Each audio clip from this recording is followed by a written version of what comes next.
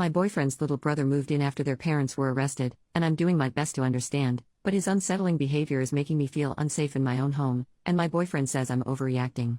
I, 23 female, have been with my boyfriend, 26 male, for almost 3 years, and we live together. Recently, his parents were arrested. I'd rather not go into the details, and as a result, his little brother, 11 male, has had to move in with us. I understand the situation is complicated and my boyfriend didn't really have a choice. Obviously he couldn't just leave his brother with nowhere to go. The thing is, I find his little brother creepy, and I feel horrible even saying that. I know he's a kid and he's gone through a traumatic experience, but some of the things he does makes me really uncomfortable. For instance, he stares at me a lot, like almost all the time when we're in the same room. I'll catch him just watching me, and it's unsettling. He also has this habit of walking into our bedroom without knocking, especially when my boyfriend is out. I've told him multiple times that he needs to knock, but he either ignores it or just doesn't care. He will shower and use the bathroom with the door wide open, clearly so everyone can see him when walking past. Even though I have told him he needs to keep the door closed when he's in there. One time, I had just gotten out of the shower and was in my towel when I walked into the bedroom, and he was just standing there, staring at me. I asked him what he was doing, and he didn't even answer, just kept staring before finally walking away. I brought this up to my boyfriend, but he brushed it off, saying his brother is probably just adjusting to everything and doesn't mean any harm. I lent him my laptop because he said he needed it for homework, and when I got it back it was completely filled with corn, like he had downloaded corn. It was in the search history. I told my boyfriend he needed to speak with him, but my boyfriend says it's normal for a boy his age. He just told me to clear the search history and delete what he downloaded. But he is not being normal, he is weirding me out and I feel bad even saying it. I get that this kid is dealing with a lot, losing his parents like that is traumatic, but at the same time I feel like my feelings are being dismissed. My boyfriend says I'm overreacting, but I honestly feel really uncomfortable in my own home now. I even find myself avoiding being alone with his brother because it just feels weird. I don't know if I'm overreacting, like I understand giving some leeway because of everything that's happened in his life, but he is really weirding me out.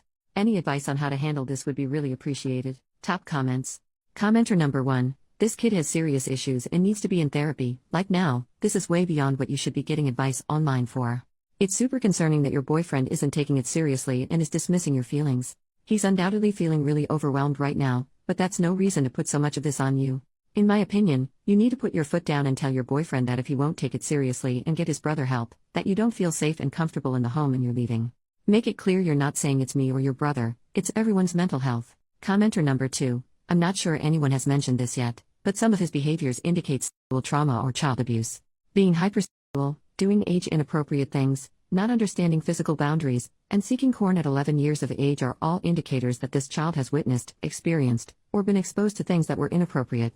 Your boyfriend may be jaded because he came from the same household, but he better wake up, get his head screwed on straight, and take this seriously. Allowing an 11-year-old to knowingly have access to corn is considered sexual abuse and child endangerment in some places. I understand your feelings. They're valid.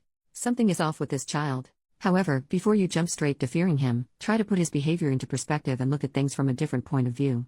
Your boyfriend took guardianship of him.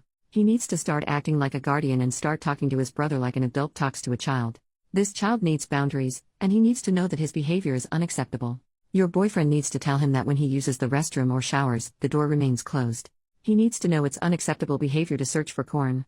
If he can't be trusted with the computer, he will not be allowed to use the computer or will only be permitted to do so under one of your supervision.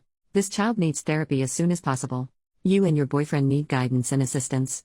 If DCS or a similar agency is involved, reach out and ask for help for this child and ask what you can do to get him help. Update 6 weeks later. Hiya guys, I wanted to give you all an update on my post. First and foremost, thank you all for sending me the love, advice and well wishes. A lot of you guys pointed out that my boyfriend, Caleb, seemed to be overwhelmed and was just sticking his head in the sand, and honestly yeah. I sat him down a little while after I posted here and we spoke about his brother and everything going on, and he just started crying to me. He has cried in front of me maybe twice before, so I knew he was really feeling it. He said he was really sorry for the way he'd been acting, and that he was just feeling so stressed that he was just pushing everything down in the way. He agreed that Avery's behaviors were unacceptable, and that I told him he needed to have a firm conversation with Avery about boundaries, or I just wouldn't be able to live with them much longer. Caleb said he would enforce a change of rules and then he started sobbing, went gray and started hyperventilating. I was seriously concerned and confused about what was happening. He said he needed to tell me something. I was comforting him, and trying to calm him down and he told me. He was a victim of pretty extreme CSA from his dad, and he thought Avery probably was as well, which we later found out was true. That explained a lot, why Avery had no awareness of boundaries, why he was displaying these weirdly sexual behaviors, why we had such low contact with his parents before all this. But I met his parents, met them multiple times. Yeah, we had low contact with them, but I met them. I had been to their house. They just seemed like normal people, nice people. They weren't creepy, or scary or weird. I was really shocked at everything Caleb told me. Caleb had been hiding it for so many years and he felt so ashamed that he hadn't reported it sooner. He said he was really hoping that the abuse hadn't also happened to Avery, and so I think he was trying so hard to ignore any signs that he had. He said he felt responsible because he never reported his dad, which meant the abuse could continue. But I told him none of this was his fault. He has no blame in him being abused or Avery being abused.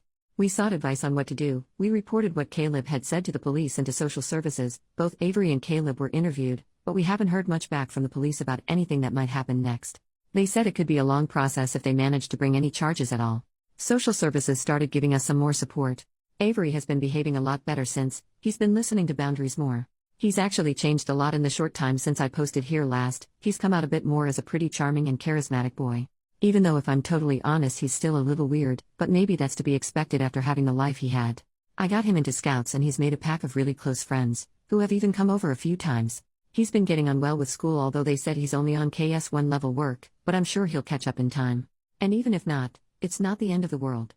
Thank you all again.